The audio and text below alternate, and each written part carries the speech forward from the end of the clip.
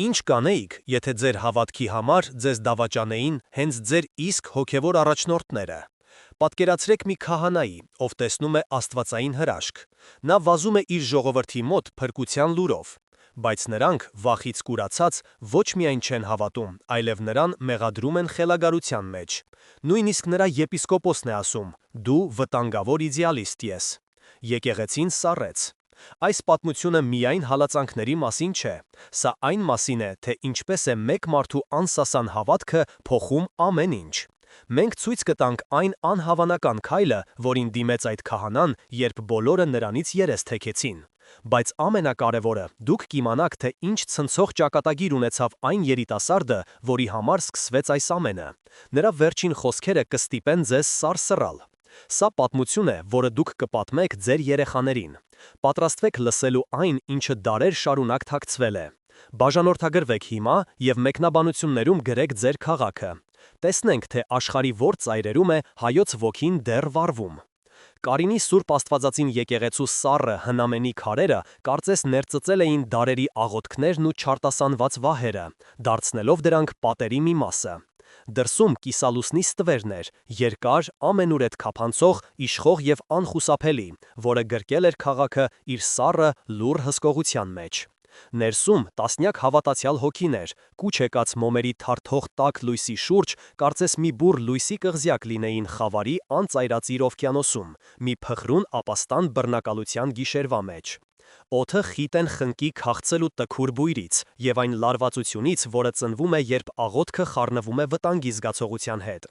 Ամեն շշուկ, ամեն շարժում, յուրաքանչյուր հազիվ լսելի շունչ արձագանքում էր բարձր քարե գմբեթի տակ, որպես վտանգի մոտալուտ նախազգուշացում։ Տեր Հովհաննեսը, արդեն 60-անց մի քահանա, որի խորը կնճիռներով պատված դեմքին կարծես գծագրված էր իր հոտի ողջ տառապանքի ու տոկունության պատմությունը, կանգնած էր խորանի առաջ։ Նրա հայացքը սևերված էր Քրիստոսի հնամենի, տեղ-տեղ մթնած սրբապատկերին, որի աչքերը դարեր շարունակ նայում էին իր ժողովրդին լի սիրով ու տխրությամբ հետ։ Բայց նրա հոգին լսում էր դրսի աշխարհի սարսափազդու ձայները։ Նա լսում էր պարեկայինների կոշիկների չոր թխթքոցը սալահատակին, հեռվում շների անհանգիստ հաչոցը և ամենից սարսափելին գիշերվա անբնական, ճնշող լռությունը։ Սա սովորական ժամերգություն չէր, սա գաղտնիք էր, սա դիմադրության ակտ էր, սա հայտարարություն էր, որ նրանք դեռ կան, դեռ հավատում են, դեռ աղոթում են։ Նրա կողքին, խորանի աստիճաններին, կանգնած էր Վարդանը, 20-ամյա մի պատանի, որի երիտասարդ դեռևս անհարթ դեմքին վառվում էր անկոտրում, գրեթե մոլի հավատքի կրակը։ Նա եկեղեցու ամենաերիտասարդ սպասավորն էր, բայց նրա ոգու ամրությունը կարող էր մրցել ամենաճերմակահեր ավագի հետ, ով տեսել էր կյանքի բոլոր փորձությունները։ Նրա ակնածանքով նայում էր Տեր Հովհաննեսին, իր հոգևոր հորը, իր ուսուցչին, և տեսնում էր ոչ թե տարիքի թուլություն կամ վախ, այլ գրանիտե մի վճռականություն, որը կոփվել էր տասնամյակների փորձությունների հնոցում։ Նրանց հոգևոր վիճակը նման էր լարախաղացի վիճակին, մի ոտքը դրված երկնային անսասան խոստաման վրա, մյուսը մահացու վտանգի դատարկության եզրին։ Նրանք գիտեին, որ ամեն պահ կարող է լինել վերջինը, բայց դա միայն սկիզբն էր։ Հանկարծ եկեղեցու ծանր կաղնե դուռը, որ դարեր շարունակ դիմացել էր քամիներին ու պատերազմներին, թույլ, բայց սրտերը կանգնեցնող ճռոց արձակեց։ Մի ակնթարթ, բոլորը սառեցին իրենց տեղերում, աղոթքները կիսատ մնացին շուրթերին, մի քանի տասնյակ սրտեր միաժամանակ դադարեցին բաբախել, և եկեղեցում տիրեց այնպիսի լռություն, որ լսելի էր, թե ինչպես է մոմի բոցը կլանում օդը։ Տեր Հովհաննեսը դանդաղ, շատ դանդաղ շրջվեց, նրա աջ ձեռքը բնազդաբար սեղմեց, դեմքը քերծված, և նա շնչում էր այնպես, կարծես մղոններ էր վազել, իր հետևից քարշ տալով մահվան շունչը։ Նա ընկավ ծնկների վրա եկեղեցու սառը քարերին, և նրա շուրթերից դուրս եկավ միայն մեկ խեղդված բառ. «Հորս»։ Տեր Հովհաննեսը մոտեցավ նրան, իր ծերացած, բայց դեռ ամուր ձեռքերը դրեց տղայի դողացող ուսերին։ «Ինչ է պատահել զավակս, խոսիր»։ Տղան բարձրացրեց իր արցունքով լի աչքերը, և նրա ձայնը դողում էր հեկեկոցից։ «Փաշայի զինվորները տարան նրան, մեր տնից, ասացին, որ նոր հարկը, ջիզյան, մինչև վաղը չվճարենք, նրա գլուխը կախված կլինի քաղաքի գլխավոր հրապարակում, որպես դաս բոլոր անհավատներին»։ Եթե դռան ճռոցը սառեցրել էր նրանց արյունը, ապա այս խոսքերը ջարդուփշուր արեցին նրանց հոգիները։ Այն վտանգը, որ միշտ ապրում էր նրանց հետ որպես անորոշ ստվեր,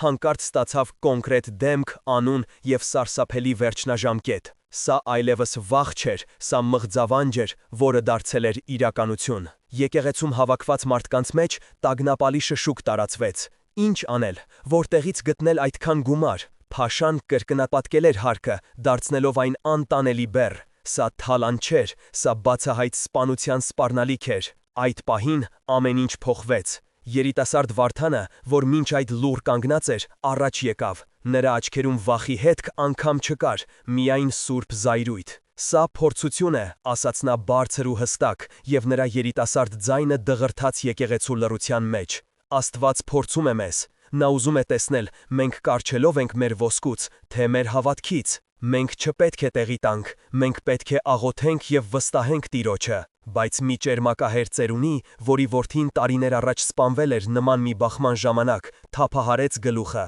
Աղոթքը լավ բան է տղաս, բայց Փաշայի սուրը սուր է։ Մենք պետք է հավաքենք գումարը։ Ինչ գնով էլ լինի, մենք չենք կարող մեր եղբորը գայլերի բերանը նետել։ Համայնքը պառակտվեց հենց այդ պահին, հենց այնտեղ, Քրիստոսի սրբապատկերի առաջ։ Մի կողմում հավատքն էր, մյուսում գործնականությունը։ Մի կողմում նահատակության կանչն էր, մյուսում գոյատևման բնազդը։ Եվ այս երկու ճամբարների միջև կանգնած էր Տեր Հովհաննեսը, որի ուսերին հանկարծ իջավ մի ամբողջ ժողովրդի ճակատագրի ծանրությունը՝ ոսկի, թե հոգի, կյանք, թե հավատք։ Ժամացույցի սլաքներն արդեն սկսել էին իրենց մահացու ընթացքը, և նա գիտեր, որ մինչև արևածագ կայացրած իր որոշումը կամ կփրկի իր հոտը, կամ կտանի այն դեպի կոտորած։ Տեր Հովհաննեսը բարձրացրեց իր ծերացած, բայց դեռևս ամուր ձեռքը, և եկեղեցում տիրեց լարված լռություն։ Նրա ուսերին այդ մի ակնթարթում իջավ ոչ միայն իր համայնքի, այլև դարերի ընթացքում կուտակված իր նախնիների հավատքի ողջ ծանրությունը։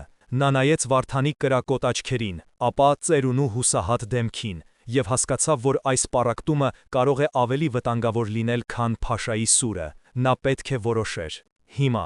Եղբայրներ, նրա ձայնը հանգիստ էր, բայց այնպիսի ուժ ուներ, որ կտրեց վախի շշուկները։ Վախը Աստծուց չէ, ոչ էլ անխոհեմ քաջությունը։ Մեր պատմությունը մեզ սովորեցրել է իմաստություն։ Մենք ապրում ենք կիսալուսնի ստվերի տակ արդեն 400 տարի, և մեր գոյատևման գաղտնիքը ոչ թե ոսկին է եղել, ոչ էլ սուրը, այլ մեր միասնությունը և մեր խոնարհ, բայց անկոտրում հավատքը։ Նա քայլեց դեպի խորանը և ձեռքը դրեց հին, ձեռագիր ավետարանի վրա, որի արծաթե կազմը մաշվել էր հազարավոր ձեռքերի հպումից։ Երբ ես երիտասարդ սարքավակ էի 20 տարի առաջ, ինձ Մայր Աթոր Սուրբ Էջմիածնից ուղարկեցին այստեղ։ Մեր նախորդ քահանան, Տեր Գրիգորը, նահատակվել էր հենց այս խորանի առաջ, հրաժարվելով ոտնատակ տալ Սուրբ Հաղորդության սկիհը։ Ես եկա մի համայնք, որը որբացել էր, վախեցել էր, բայց չէր կոտրվել։ Եվ գիտես ինչու, որովհետև նրանք հիշում էին, որ մեր եկեղեցին կառուցվել է ոչ թե քարից, այլ նահատակների արյունից։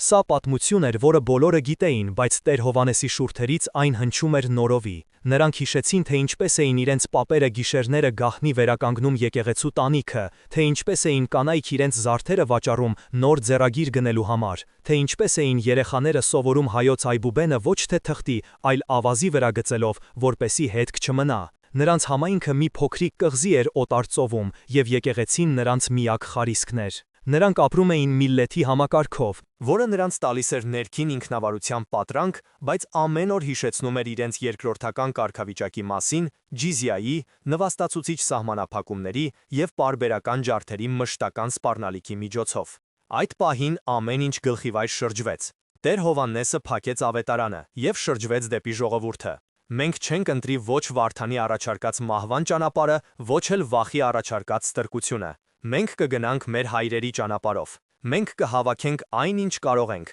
ոչ թե որպես փրկագին, այլ որպես ողորմություն։ Մենք կգնանք Փաշայի մոտ ոչ թե որպես մեղավորներ, այլ որպես հպարտ, բայց խոնարհ քրիստոնյաներ, և մենք կխնդրենք ոչ թե մեր կյանքը, այլ նրա սրտի խղճահարությունը։ Թող Աստված լինի մեր դատավորը, Որոշումը կայացված էր։ Ամբողջ գիշեր համայնքը հավաքեց իր ունեցածը։ Այրիները բերում էին իրենց ամուսիններից մնացած միակ արծաթե մատանին, արհեստավորները իրենց օրվա չնչին հասույթը, նույնիսկ երեխաները դատարկում էին իրենց կավե խնայատուփարը։ Դա մեծ գումար չէր, բայց այն լվացված էր սիրով եւ զոհաբերությամբ։ Լուսադեմին Տեր Հովհաննեսը համայնքի ավագների, իմաստուն Դարբին Գրիգորի եւ տարեց ուսուցիչ Մեսրոպի հետ ճանապարհ ընկավ դեպի Փաշայի պալատ։ Նրանք քայլում էին արթնացող քաղաքի փողոցներով, որտեղ կյանքը սովորականի պես հոսում էր, եւ ոչ ոք չէր էլ կասկածում, թե ինչ դրամա է տեղի ունենում մի բուռ հայերի սրտերում։ Նրանք իրենց զգում էին ինչպես Դանիելը, առյուծների գբի մեջ մտնելիս։ Փաշան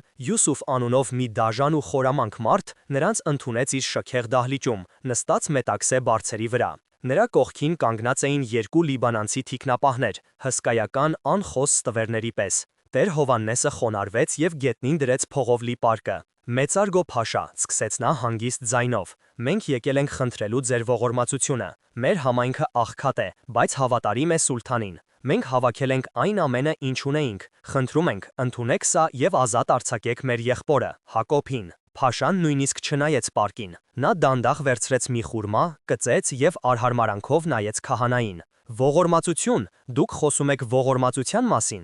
Երբ փորձում եք խաբել ձեր տիրոջը, ես պահանջել էի 1000 ոսկի, այստեղ լավագույն դեպքում 100-ը կլինի։ Մենք ավելին չունենք, Էֆենդի, շշնչաց Գրիգորը, սա մեր վերջինն է։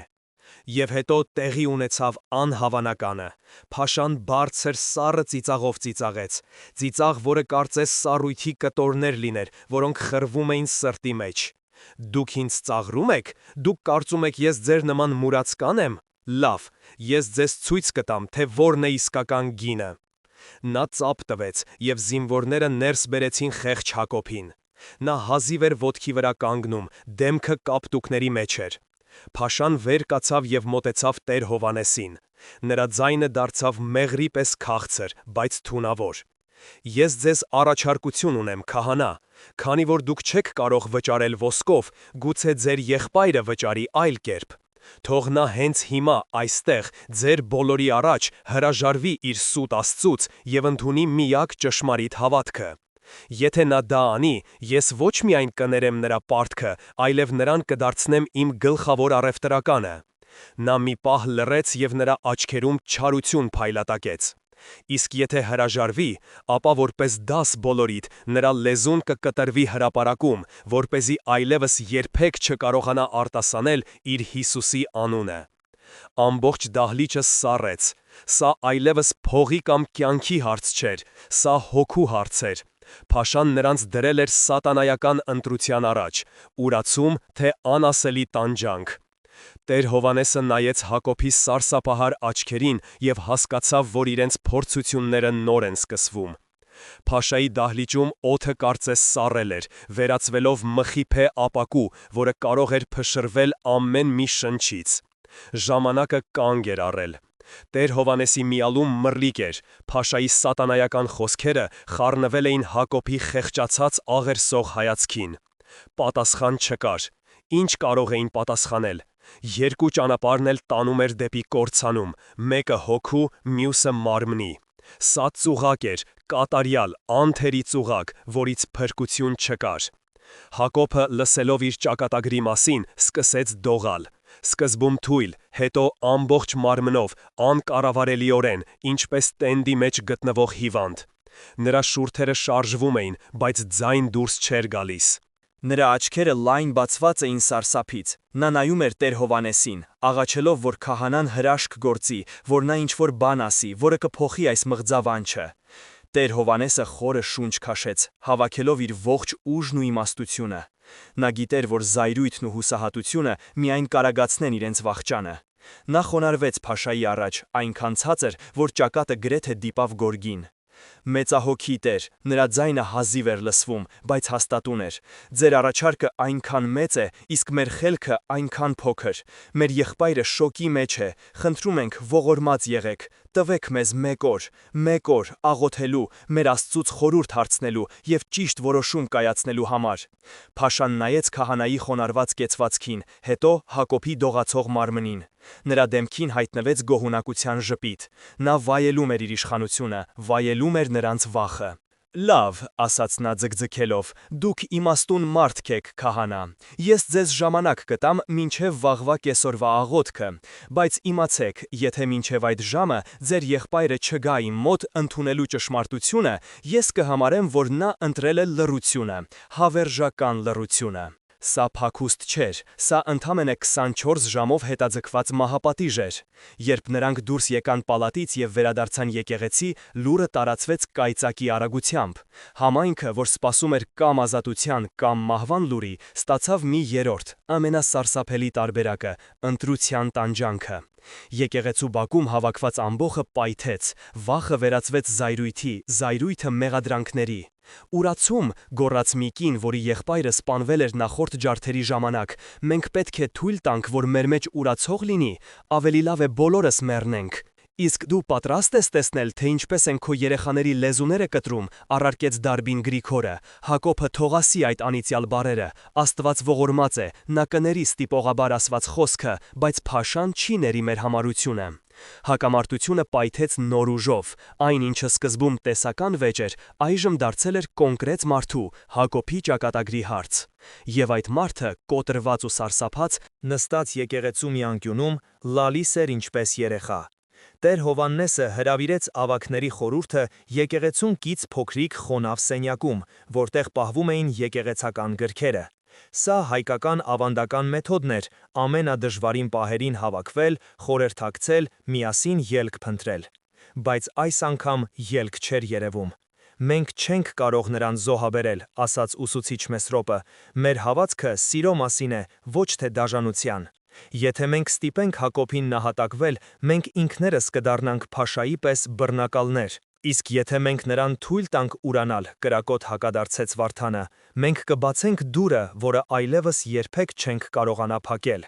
Այսօր Հակոբը, վաղը մեկ ուրիշը, մինչև որ մեր եկեղեցին կվերածվի դատարկ շինության, իսկ մեր հոգիները վախկոտ ստրուկների։ Վեճը թեժանում էր, ձայները բարձրանում էին, եւ հենց այդ պահին, երբ թվում էր, թե նրանք կհոշոտեն միմյանց, Գրիգորը առաջարկեց մի բան, որը բոլորին ստիպեց լռել։ Սա կեղծ հույսի պահն էր։ Իսկ եթե, սկսեց նա դանդաղ, իսկ եթե կա երրորդ ճանապարհ, իսկ եթե Հակոբը արտասանի այդ բառերը, բայց միայն շուրթերով, թող նա իր սրտում պահի Քրիստոսին, չէ որ Աստված նայում է սրտին, ոչ թե լսում է բռնությամբ ասված խոսքերին։ Սա կլինի խորամանկություն, փրկության համար։ Մի պահ սենյակում լռություն տիրեց։ Այս գաղափարը սարսափելի, մեղսավոր, բայց միևնույն ժամանակ այնքան գայթակղիչ, կարծես թե միակ երգն էր։ Դա թույլ կտար եւ Հակոբին փրկել, եւ համայնքը զերծ պահել կոտորածից։ Դա փոխզիջում էր, որը բոլորը պատրաստ էին ընդունել։ Բոլորը բացի Վարդանից, որի դեմքին զզվանք կար։ Եվ հենց այդ պահին, երբ նրանք պատրաստվում էին ընդունել այս դժվարին որոշումը, դուռը բացվեց եւ ներս մտավ մի մարդ, որի տեսքից բոլորը ոտքի կանգնեցին։ Դա Պետրոս Սրբազանն էր, թեմի առաջնորդը, որը պատահաբար այդ օրերին այցելել էր Կարին։ Նա բարձրահասակ, խիստ դեմքով մարդ էր, որի աչքերում ոչ թե Հովվի սերն էր, այլ կառավարչի սառը հաշվարկը։ Նա լսել էր իրարանցման մասին եւ եկել էր պարզելու, թե ինչ է կատարվում։ Տեր Հովհաննեսը նրան պատմեց ամեն ինչ՝ փաշայի պահանջը, Հակոբի տառապանքը եւ իրենց գտած խորամանկ լուծումը։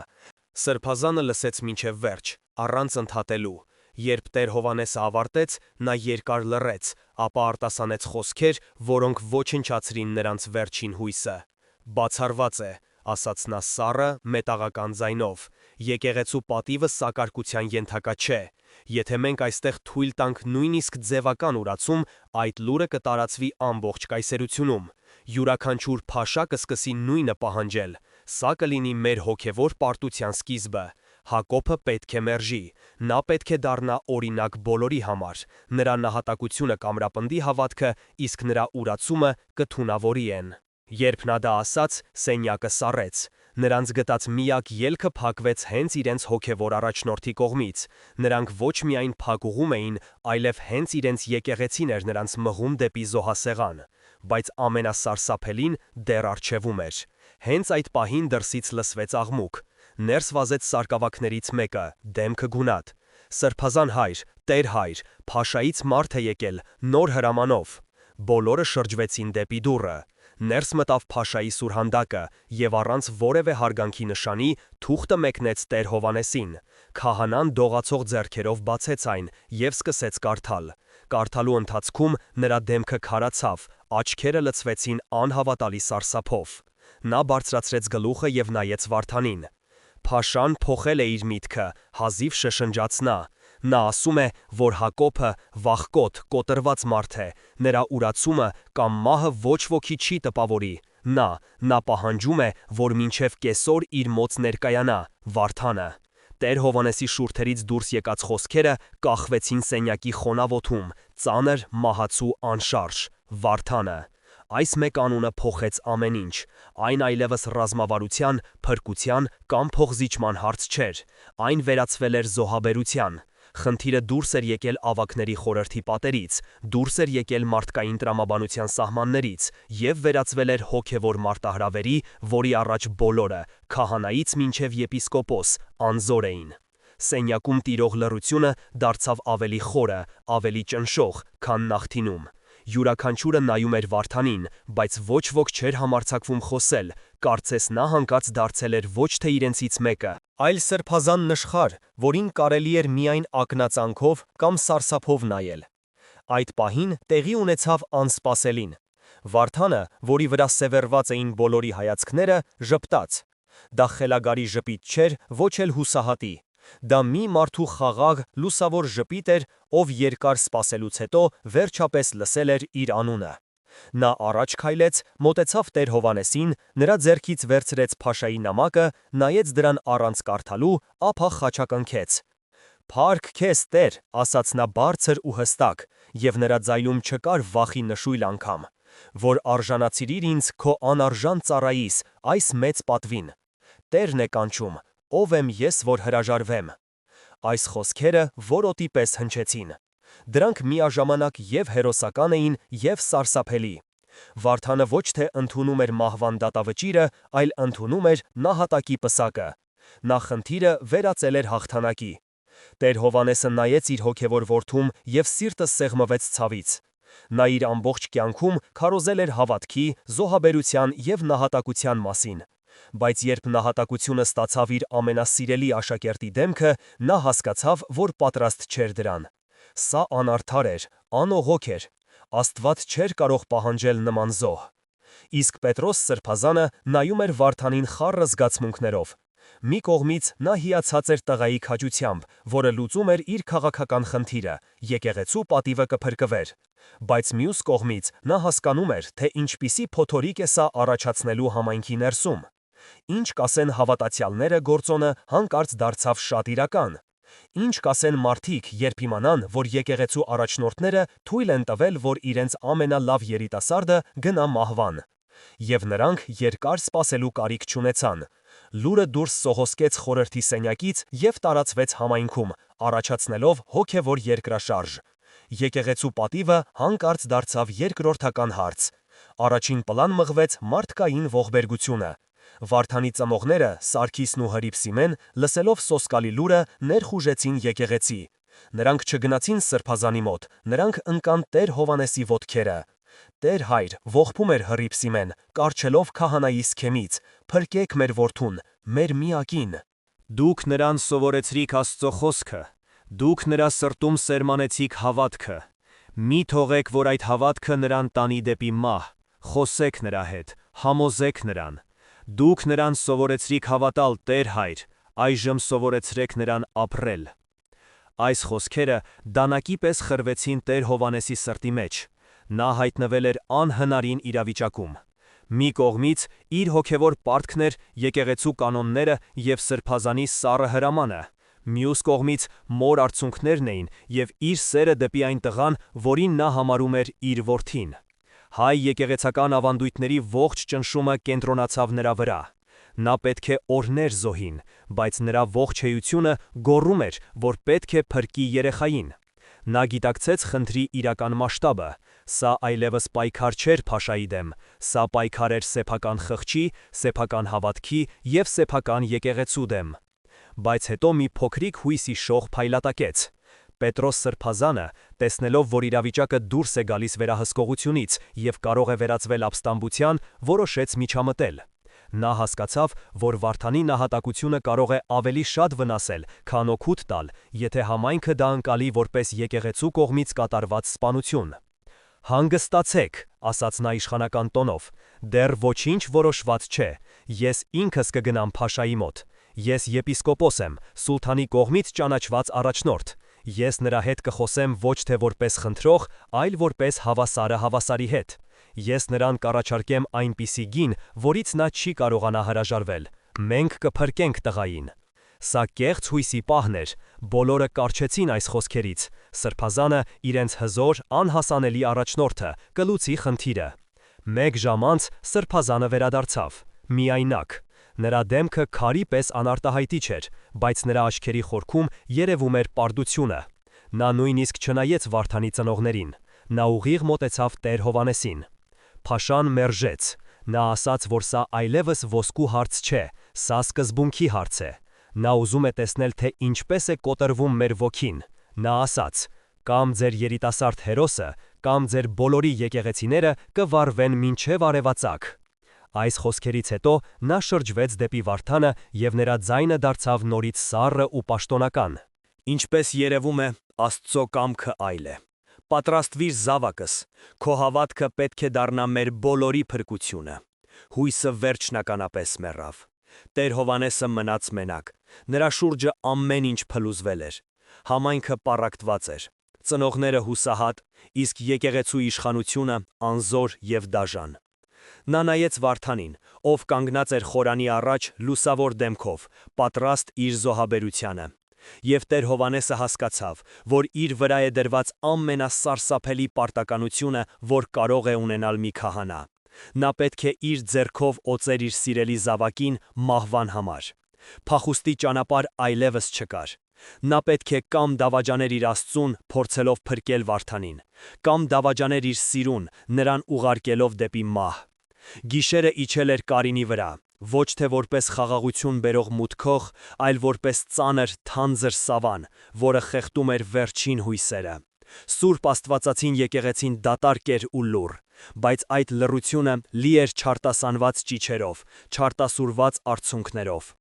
Տեր Հովհաննեսը մենակ էր խորանի առաջ, բայց նա իրեն զգում էր ոչ թե Աստծո ներկայության, այլ տիեզերական լքվածության մեջ։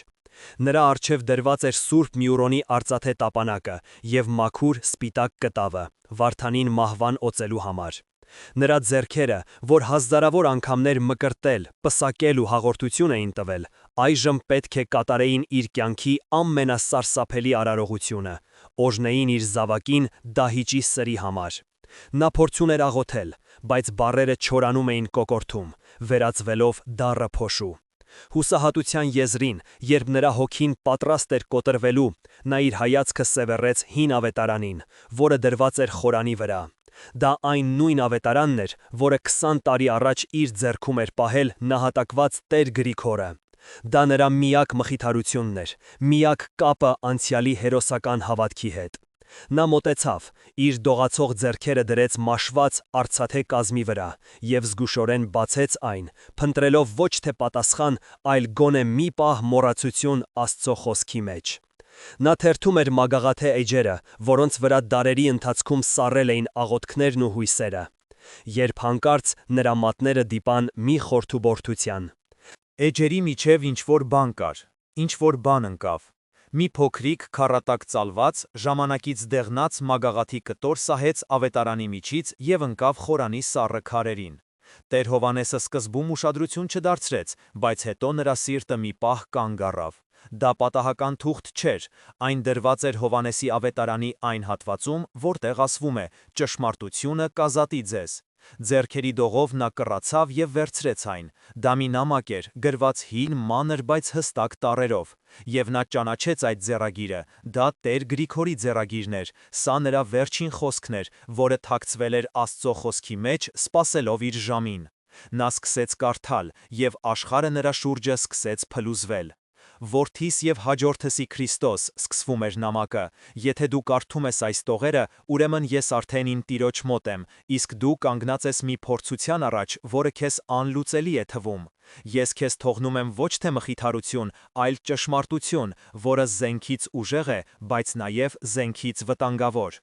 Իմացիր, որ մեր թեմի առաջնորդ Պետրոս Սրբազանը, որը քեզ համար հավատքի սյուն է թվում, կրում է մի սարսափելի գաղտնիք։ Նրա մայրը Աննան մեր քաղաքի նախկին փաշայի Աբդուլլահ բեյի քույրն էր, որին մանուկ հասակում առևանգել եւ հավատափոխ էին արել։ Պետրոսը եւ ներկայիս փաշա Յուսուֆը զարմիկներ են։ Տեր Հովանեսի շունչը կտրվեց։ Սա չէր կարող ճիշտ լինել, սա խելագարություն էր։ Նա շարունակեց կարդալ, եւ յուրաքանչյուր բառը մեկ մեղ էր, որը խփվում էր նրա հավատքի դաղաղին։ Պետրոսի ողջ կյանքը վախի եւ ստի մեջ է անցել։ Նա իր հոգևոր կարիերան կառուցել է թաքցնելով իր անմաքուր ծագումը։ Յուսուֆի հայրը գիտեր այդ գաղտնիքը եւ դրանով շանտաժի էր ենթարկում Պետրոսին, ստիպելով նրան լինել հնազանդ եւ զիջող։ Այսօր ես մահանում եմ ոչ այնքան հանուն Քրիստոսի, որքան Պետրոս Սրբազանի վախի պատճառով։ Նա կարող էր ինձ փրկել, բայց նա նախընտրեց զոհաբերել ինձ, որպեսի փաշային ցույց տա իր հավատարմությունը եւ թաքցնի իր գաղտնիքը։ Այժմ Յուսուֆն է իշխում, եւ նա, լինելով իր հորից ավելի դաժան, շարունակում է նույն խաղը։ Զգույշ եղիր, որդիս, այն զոհը, որը Պետրոսը կպահանջի քեզանից, կլինի ոչ թե Աստծո, այլ իր սեփական վախի համար։ Նամակը ընկավ Տեր Հովհաննեսի ձեռքից։ Ամբողջ իրավիճակի ընկալումը շրջվեց գլխի վայր։ Սա հավատքի փորձություն չէր, սա աստվածային կամք չէր։ Սա մի կեղտոտ ընտանեկան դրամա էր, մի քաղաքական խաղ, որտեղ իրենք, հավատացյալները, ընդամենը խաղաքարեր էին։ Սրբազանի սառը հայացքը, նրա անսպասելի այցը, նրա պնդումը եկեղեցու պատվի մասին, նրա հրաժարումը բանակցելուց, ամեն ինչ ստացավ իր սարսափելի բացատրությունը։ Նա չէր պաշտպանում եկեղեցին, նա պաշտպանում էր իր սուտը։ Վարդանի նահատակությունը պետք էր նրան ոչ թե հոգևոր հաղթանակ, այլ որպես արյունոտ ապացույց իր զարմիկ թշնամուն, որ ինքը մաքուր է, որ ինքը իրենցից չէ։ Տեր Հովհաննեսը զգաց, թե ինչպես է սրտխառնոցը բարձրանում կոկորդը։ Նա դավաճանված էր։ Ոչ թե փաշայի, այլ իր սեփական հովվի կողմից։ Նրա հավատքի ողջ կառույցը, որը հիմնված էր եկեղեցու, հիերարխիայի եւ սրբազան ավանդույթների վրա, փլուզվեց մեկ ակնթարթում։ Նա կանգնած էր ոչ թե Աստծո տան, այլ ստի տաճարի ավերակների վրա։ Հենց այդ պահին եկեղեցու դուռը ճռաց եւ ներս մտավ Վարդանը։ Նա հագել էր մաքուր, սպիտակ շափիկ, դեմքը լուսավոր էր, աչքերը պարզ։ Նա պատրաստ էր։ Նա տեսավ Տեր Հովհաննեսի քարացած դեմքը, գետնին ընկած նամակը եւ նրա աչքերում եղած անասելի ցավը։ Տեր հայր, ինչ է պատահել, հարցրեց նա մեղմորեն։ Դուք նշան եք տացել Աստծուց։ Տեր Հովհաննեսը դանդաղ բարձրացրեց գլուխը։ Նրա աչքերում այլևս հուսահատություն չկար։ Այնտեղ վառվում էր մի նոր, սարսափելի կրակ, ճշմարտության կրակը։ Նա իր ձեռքում պահում էր մի գիտելիք, որը կարող էր փրկել Վարդանի կյանքը, բայց միևնույն ժամանակ կարող էր այրել եւ մոխրացնել իրենց եկեղեցու հիմքերը։ Ինչ անել։ Լռել եւ թույլ տալ, որ անմեղը մեռնի հանուն ստի պահպանման, թե խոսել եւ պայթեցնել սկանդալ, որը կարող էր կործանել ամեն ինչ։ Տեր Հովհաննեսը նայեց Վարդանին, իր հոգևոր որդուն, որի դեմքին դեռևս փայլում էր նահատակության սուրբ, անմեղ լույսը, եւ հասկացավ, որ այլևս չի կարող լռել։ Այդ ճշմարտությունը, որը նա պահում էր իր ձեռքում, ավելի ծանր էր, քան եկեղեցու քարերը, ավելի այրող, քան խորանի մոմերը։ Նա չէր կարող թույլ տալ, որ Վարդանը զոհ դառնա ոչ թե Աստծո փառքի, այլ մի մարդու վախի եւ մեկ այլ մարդու դաժան խաղի համար։ Նա դանդաղ, կարծես յուրաքանչյուր շարժում անասելի ցավ պատճառեր, մեկնեց դեղնած մագաղաթը Վարդանին։ Աստված իսկապես նշան ուղարկեց որդիս, ասաց նա խեղդված ձայնով, բայց ոչ այն մեկը, որին մենք սպասում էինք։ Կարդա եւ իմացիր, թե ում զոհասեղանին էինք պատրաստվում քեզ մատուցել։ Վարդանը վերցրեց նամակը, եւ նրա աչքերը սահեցին տողերի վրայով։ Սկզբում նրա դեմքին շփոթություն էր, հետո անհավատություն։ Նրա շուրթերը հազիվ լսելի շշնջում էին բառերը՝ զարմիկներ, գաղտնիք, վախ։ Եվ հետո լուսավորությունը նրա դեմքից անհետացավ, ինչպես մարող մոմի լույսը։ Այն փոխարինվեց մի բանով, որը Տեր Հովհաննեսը երբեք չէր տեսել նրա մեջ՝ սառը, խորը, սուրբ զայրույթով։ Նրա հավատքը չկոտրվեց, ոչ, այն վերածվեց պողպատի։ Նա այլևս ժերտվա չէր, որը գնում էր մորթվելու, նա դարձել էր դատավոր։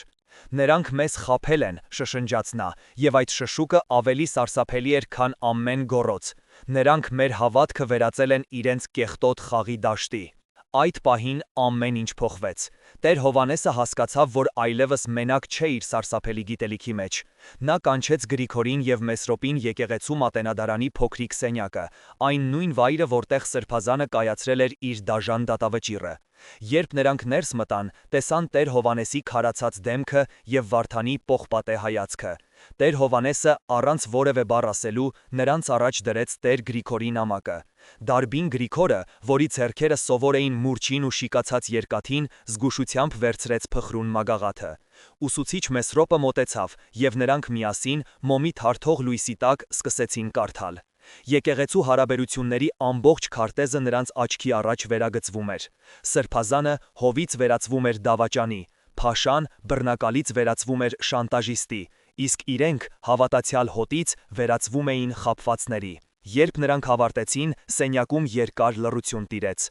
Առաջինը խոսեց Գրիգորը, նա բռունցքով այնպես խփեց սեղանին, որ հին գրքերը ցնցվեցին։ Ես գիտեի, գոռաց նա խեղդված զայրույթով, սիրտս զգում էր, որ այստեղ մի ստոր բան կա, այդ սառը հայացքը, այդ եկեղեցու պատիվը։ Այսինքն, մեր երեխաների կյանքը ավելի էժան է, քան նրա գաղտնիքը։ Նրա պրագմատիզմը վերածվել էր ատելության։ Նա այլևս փողզիջում չէր փնտրում, նա փնտրում էր արդարություն։ Իսկ Մեսրոպը, որը միշտ հավատում էր կանոնին, կարգին և հիերարխիային, նստած էր գլուխը կախ։ Մեր եկեղեցին, հազիվ լսելի ասաց նա, մեր եկեղեցին հիվանդ է հենց գլխից։ Նրա համար սա ոչ միայն դավաճանություն էր, այլև հավատքի հիմքերի փլուզում։ Նոր դաշինք էր ծնվել։ Այդ փոքրիկ խոնավ սենյակում 4 տարբեր մարդիկ, իմաստուն քահանան, ում հավատքը ցնցվել էր, կրակոտ երիտասարդը, ում զոհաբերությունը վերածվել էր ֆարսի, զայրացած արհեստավորը, ով այլևս չէր վախենում, և հիասթափված ուսուցիչը, ով կորցրել էր իր հավատը կարգ ու կանոնի նկատմամբ, դարձան մեկ ամբողջություն։ Նրանց միավորում էր ոչ միայն ընդհանուր վտանգը, այլև ընդհանուր ճշմարտությունը։ Նրանց թշնամին այլևս միայն դրսում չէր, նա նաև ներսում էր, կրում էր եպիսկոպոսի սքեմ և խոսում էր Աստծո անունից։ Բոլոր հին հարաբերությունները մոխրացել էին, այժմ կար միայն մեկ հարց՝ ինչ անել։ Մենք պետք է բացահայտենք նրան, ասաց Գրիգորը, պետք է գնանք Էջմիածին, ցույց տանք այս նամակը կաթողիկոսին։ Եվ ինչ, հակադարձեց Մեսրոպը հոգնած ձայնով, մինչև մեր խոսքը տեղ հասնի, Վարդանը մահացած կլինի, իսկ մեր համայնքը ավերված։ Իսկ ով կհավատա մեզ, մի բուռ գավառականների, ընդդեմ ամբողջ թեմի առաջնորդի, նա մեզ կհայտարարի հերետիկոսներ, խռովարարներ, մենք կկորցնենք ամեն ինչ։ Նրանք նորից փակուղում էին։ Ճշմարտությունը նրանց ազատելու փոխարեն նրանց դրել էր ավելի սարսափելի ընտրության առաջ։ Եվ հենց այդ պահին խոսեց Վարդանը։ Նա վեր կացավ և բոլորը լռեցին։ Նրա աչքերում այլևս ոչ զայրույթ կար, ոչ էլ ցավ, այնտեղ կար սառը, անսասան վճռականություն։ Մենք չենք բացահայտի ոչինչ, և մենք չենք փախչի։ Մենք կփոխենք խաղի կանոնները։ Ես կգնամ Փաշայի մոտ, ինչպես նա պահանջում է։ Ոչ, բացականչեցին Տեր Հովհաննեսն ու Գրիգորը միաձայն։ Լսեք ինձ, շարունակեց Վարդանը, ես կգնամ ոչ թե որպես զոհ, այլ որպես սուրհանդակ։ Ես կգնամ ոչ թե ուրանալու կամ մեռնելու, այլ խոսելու։ Ես նրա աչքերի մեջ կնայեմ և կասեմ, որ մենք գիտենք։ Մենք գիտենք նրա և իր զարմիկի Պետրոս Սրբազանի մասին։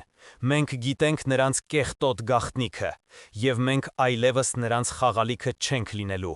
Սա խենթություն էր, սա ինքնասպանություն էր, բայց դրա մեջ կար մի հանճարեղ, հուսահատ տրամաբանություն։ Նրանք զենքը շրջում էին իրենց թշնամիների դեմ։ Տեր Հովհաննեսը նայեց Վարդանին և տեսավ ոչ թե մի տղայի, որին պետք է փրկեր, այլ մի զինվորի, որին պետք է օրհներ, ոչ թե մահվան, այլ ճակատամարտի համար։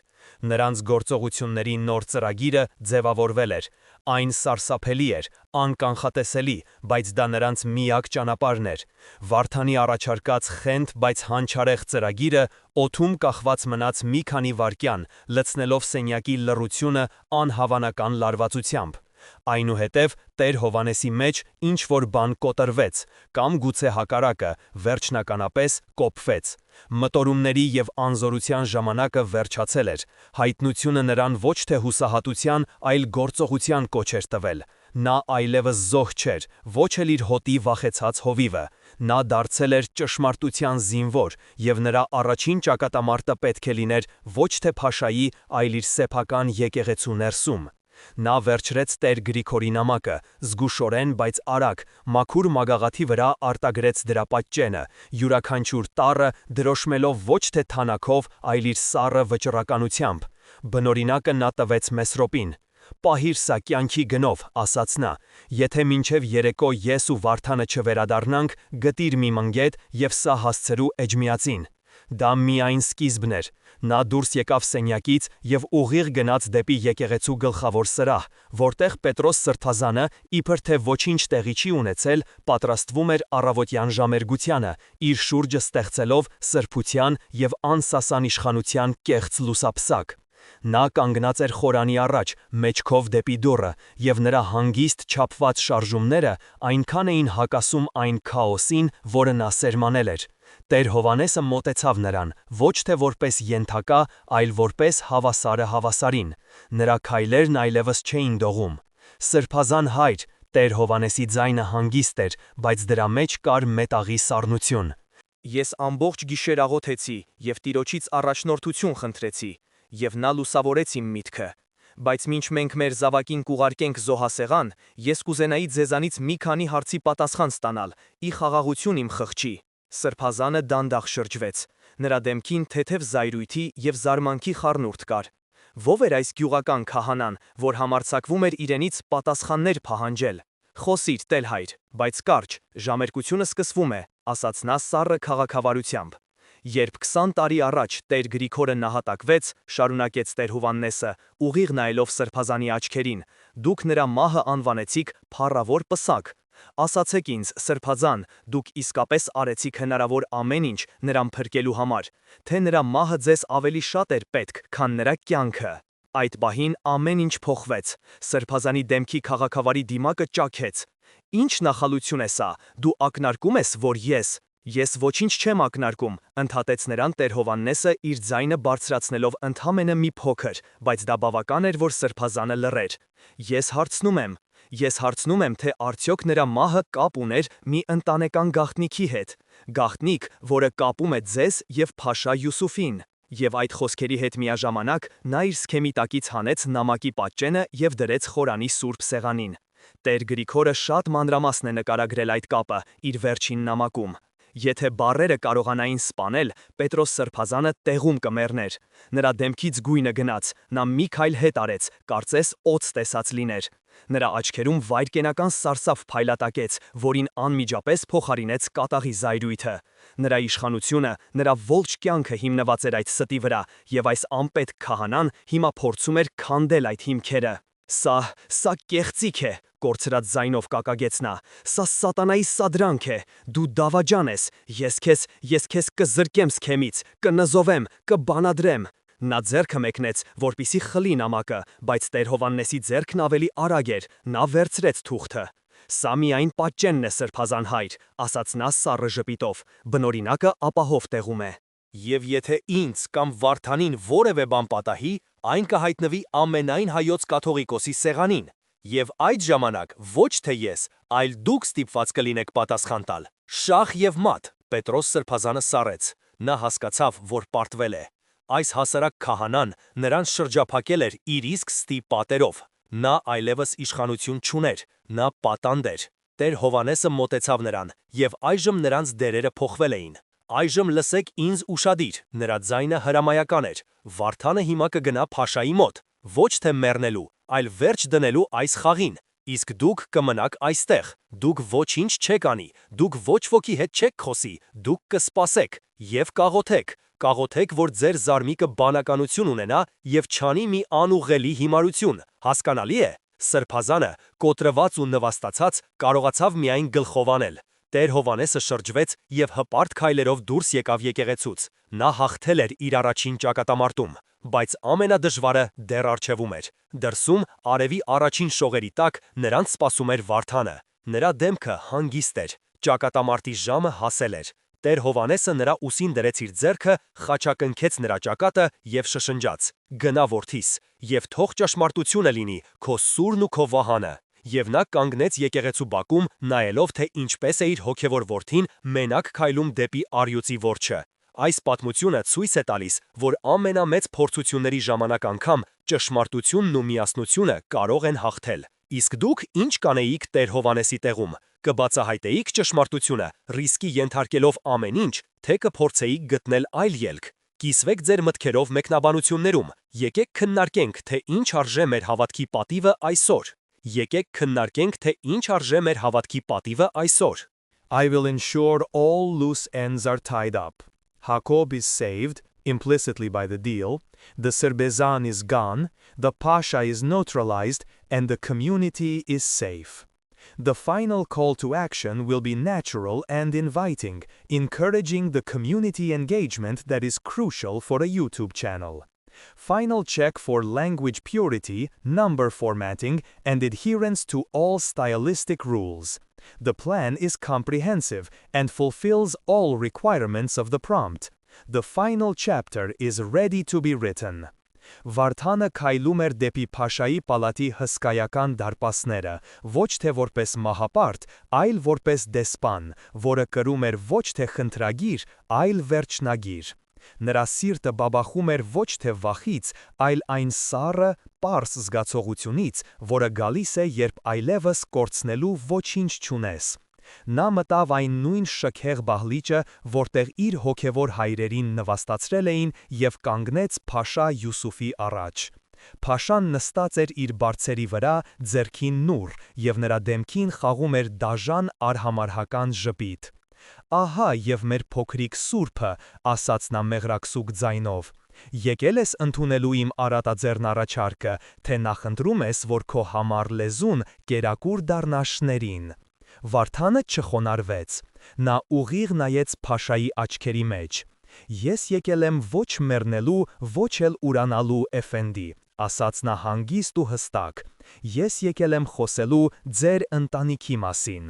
Փաշայի ժպիտը սառեց։ Նա մի պահ դադարեց շնչելուց։ «Ինչ»։ «Ես եկել եմ խոսելու ձեր հոր Աբդուլլահ բեի մասին», շարունակեց Վարդանը, և նրա յուրաքանչյուր բառը մի կաթիլ սառը ջուր էր, որը կաթում էր շիկացած երկաթի վրա,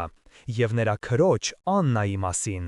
և, իհարկե, Աննայի որդու Պետրոսի մասին, իմ եպիսկոպոսի,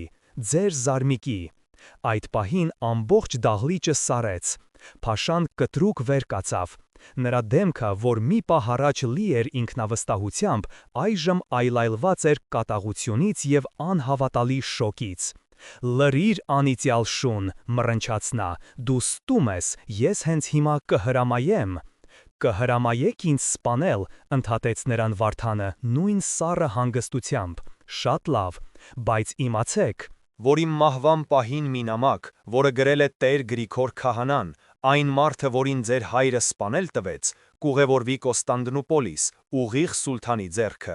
Այդ նամակում մանրամասն նկարագրված է ոչ միայն ձեր ընտանեկան գաղտնիքը, այլև այն, թե ինչպես եք դուք և ձեր հայրը տարիներ շարունակ շանտաժի ենթարկել քրիստոնյա եպիսկոպոսին, նրան դարձնելով ձեր խաղալիքը։ Կարծում եմ, սուլթանին դուր չի գա, երբ նա իմանա, որ իր փաշաներից մեկը դավադրություն է կազմակերպում իր իսկ կայսրության հպատակների դեմ։ Դրանից դավաճանության հոտ է գալիս, այնպես չէ։ Սա բացարձակ գագաթնակետն էր։ Փաշա Յուսուֆը կանգնած էր, բերանը բաց, լիովին ջախջախված։ Նա նայում էր իր առաջ կանգնած 20-ամյա տղային և հասկանում էր, որ պարտվել է։ Այս տղան նրան շախ և մատ էր հայտարարել։ Նրա բոլոր զենքերը, վախը, դաժանությունը, իշխանությունը անօգուտ էին դարձել ճշմարտության զենքի դեմ։ Նրա կատաղությունը փոխարինվեց սառը հաշվարկով։ Նա պարտվել էր այս ճակատամարտում, բայց պետք է փրկել պատերազմը։ Նա երկար, շատ երկար լռեց, ապա հոգնած ձեռքով նշան արեց։ «Դուրս», խռպոտ ձայնով ասաց նա, «վերցրու քո մարդկանց և դուրս»։ Հարկը կմնա նույնը, եւ այս խոսակցությունը երբեք տեղի չի ունեցել։ Եթե ես լսեմ գոնե մեկ շշուկ, գոնե մեկ ակնարկ, ես կայրեմ ձեր թաղամասը մինչև վերջին քարը։ Հիմա հեռացիր իմ աչքից։ Հակամարտությունը լուծված էր, Վարդանը դանդաղ շրջվեց եւ հպարտ քայլերով դուրս եկավ պալատից, թողնելով իր հետևում կոտրված բռնակալին։ Երբ նա վերադարձավ եկեղեցի, որտեղ ամբողջ համայնքը շունչը պահած սպասում էր եւ հայտնեց հաղթանակի լուրը, ժողովուրդը պայթեց ուրախության ճիչերով, նրանք փրկված էին։ Բայց սա միայն արտաքին հաղթանակն էր, մնում էր լուծել ներքին հակամաստությունը։ Եկեղեցու ներսում, մատենադարանի սենյակում նրանց սպասում էր Պետրոս Սրբազանը։ Նա նստած էր, գլուխը կախ, այլևս ոչ թե հզոր իշխան, այլ մեղքի բերի տակ կքած ծերունի։ Տեր Հովհաննեսը մոտեցավ նրան, նրա սրտում զայրույթ չկար, միայն տխրություն եւ խղճահարություն։